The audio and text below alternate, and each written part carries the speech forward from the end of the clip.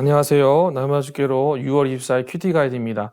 오늘 함께 보실 말씀은 창세기 47장 22절에서 31절입니다. 요셉의 가족이 애굽에 정착을 한 이후에 애굽에도 기근이 찾아오게 되고 국가적인 위기에 처하게 됩니다.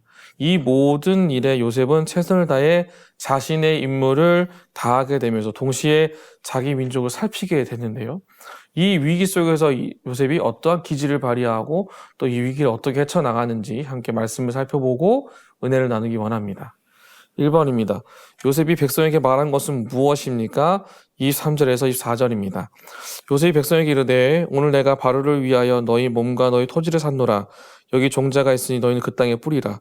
추수의 5분의 1을 바로에게 상납하고 5분의 4는 너희가 가져서 토지의 종자라도 삼고 너희 양식으로도 삼고 너희 가족과 어린아이 양식으로도 삼으라. 요셉이 취한 조치로 인해 이집트인들이 구원을 받고 파라오가 번영하는 과정 속에 있다는 것을 초점을 두고 오늘 본문을 보게 됩니다.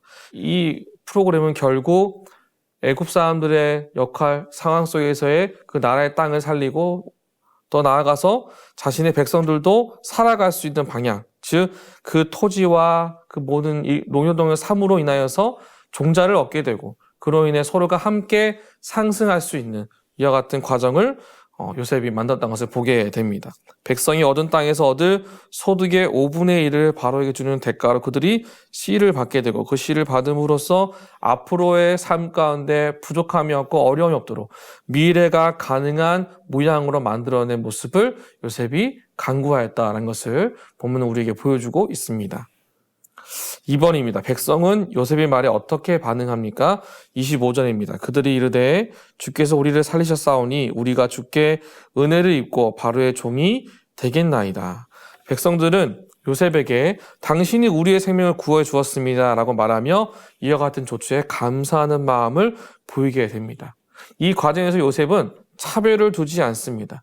당시의 농업사회가 가장 중요한 경제력을 갖는 여건이기 때문에 그 농업사회에 필요한 개혁을 하나씩 만들어가면서 자신의 백성에게 유리하지도 애굽인에게 더 많은 것을 주지도 않고 분명하게 차별 없이 프로그램을 만들어가는 모습을 보게 됩니다. 이 법령은 이 이후에도 이집트에서 여전히 유효하여서 이 개혁이 지속적으로 이어져 왔음을 성경을 통해 우리는 볼 수 있습니다. 3번입니다. 야곱은 요셉에게 무엇을 요구합니까? 29절 30절입니다. 이스라엘이 죽을 날이 가까우매 그의 아들 요셉을 불러 그에게 이르되 이제 내가 내게 은혜를 입었거든 청하노니 내 손을 내 복지 아래에 넣고 인애와 성실함으로 내게 행하여 애굽의 나를 장사하지 아니하도록 하라. 내가 조선들과 함께 눕거든 너는 나를 애굽에서 메어다가 조상의 묘지에 장사하라. 요셉이 이르되 내가 아버지의 말씀대로 행하리이다. 야곱, 즉 지금의 이스라엘은 이제 죽음을 눈앞에 두고 있습니다. 그때 마지막 부탁을 하게 됩니다. 그는 이집트에 묻히고 싶지 않다는 것을 분명하게 요셉에게 이야기를 합니다. 모세는 살아서 이집트를 떠납니다. 그런데 야곱은 죽은 채로 이집트를 떠나게 됩니다. 그래서 요셉만큼 아버지의 유해가 이집트에 남지 않도록 할 수 있는 사람이 형제 중에 누가 있을까요?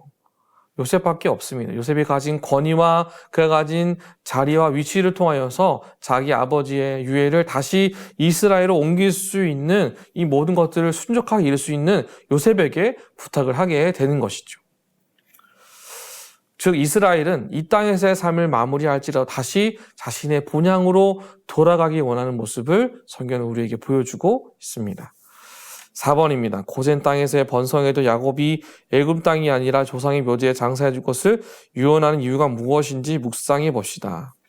지금까지 하나님이 인도해 주셨고 하나님으로부터 인도함을 받은 그곳에서 자신의 마지막을 마무리하는 것으로 다시 하나님께로 돌아가기를 원하는 야곱의 마음.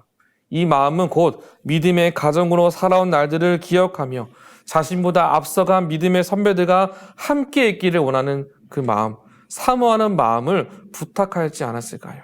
다시 하나님께로 돌아가는 것, 주께서 나를 부르셨고 축복해 주셨던 그 땅으로 돌아가기를 소망하는 것, 그것이 야곱의 마지막 뜻이 아닌가 하는 것을 보게 됩니다. 마지막 5번입니다. 내가 다른 이들에게 은혜를 끼치기 위해 사랑과 성실함으로 행해야 할 일은 무엇인지 생각해 봅시다.